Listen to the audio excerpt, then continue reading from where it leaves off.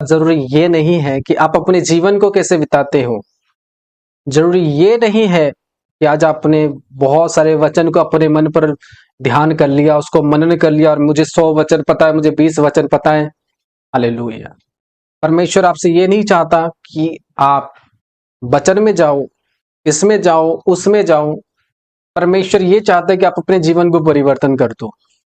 परमेश्वर आपके भेंट देने से खुश नहीं होता, लेकिन परमेश्वर आपसे खुश होता है तो क्या आप परमेश्वर के लिए परिवर्तन हो चुके हो? अगर पापों से आजाद हो चुके हो, पापों को अपने जीवन से निकाल चुके हो, तो परमेश्वर आपके जीवन पर खुश होता है।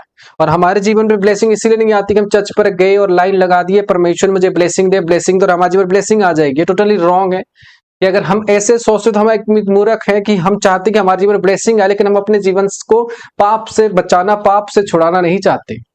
ब्लेसिंग तभी आपके जीवन पर आएगी, परमेश्वर तभी आपके हालातों को बदलेगा जब आप परमेश्वर के पीछे चलोगे और अपने आप से, अपने अंदर से उस पाप को निकाल कर फेंकोगे। आपकी भविष्य को आप ही रोकते हो, आपकी भविष्य को और कोई नहीं रोकता। बोले कि मेरे भविष्य के पीछे शैतान लगा हुआ है। शैतान क्यों लगा? आपके पीछे शैतान आपके कामों को इसलिए रोक रहा है क्योंकि आपके अंदर पाप है। अगर आपके अंदर पाप है तो शैतान आपको रोकेगा, क्योंकि शैतान का चीज आपके अंदर है, डिमोन का चीज आपके अंदर है, तो वो आपको रोकेगा। अगर उसका चीज आपके अंदर है नहीं तो आपके पास आएगा नहीं, आपके काम को रोकेगा नहीं। अगर आपके पास पवित्र आत्मा है तो परमेश्वर की आत्मा है आपके अंदर, तो परमेश्वर आएगा, आपके जीवन को आशीष देगा और आपको बढ़ाएगा। आमीन। लेकिन तब तक परमेश्वर आपके ऊपर आशीष नहीं दे पाएगा जब तक आप बदले नहीं। आप भले ही चर्च जाओ रेगुलरली, भले ही वचन पढ़ते रहो, भले अपने लाइफस्टाइल जैसे करो, आप जाओगे वर्शिप करते, लेकिन आपकी जीवन पाप पर होगी तो परमेश्वर आपसे कभी इंप्रेस नहीं होने वाला।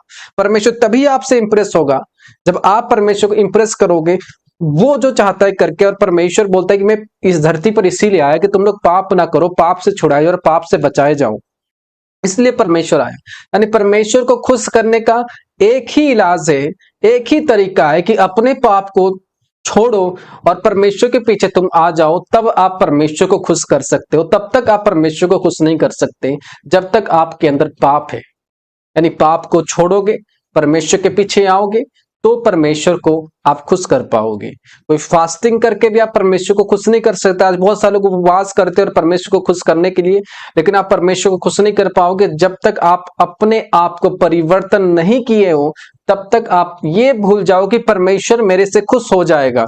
जब तक आप अपनी जिंदगी को परिवर्तन नहीं किए तो परमेश्वर आपकी आत्मा को भी परिवर्तन नहीं करेगा। अगर आप आत्मिक नहीं बने तो परमेश्वर भी आपको कभी परिवर्तन नहीं कर पाएगा। इसलिए एक ही बात मैं आप सबको बोलता हूं कि हमेशा अपने जीवन को परिवर्तन करने के लिए भागो। बाइबल जाना, चर्च जाना एक वर्क जो आप फिजिकल कर रहे हो वो कोई आत्मिक नहीं है, लेकिन आत्मिक यह है कि आप अपने जीवन को परिवर्तन कर रहे हो। और मैं चाहता हूं कि आप उसमें भागो ताकि परमेश्वर आपके पीछे भागे और खुदावन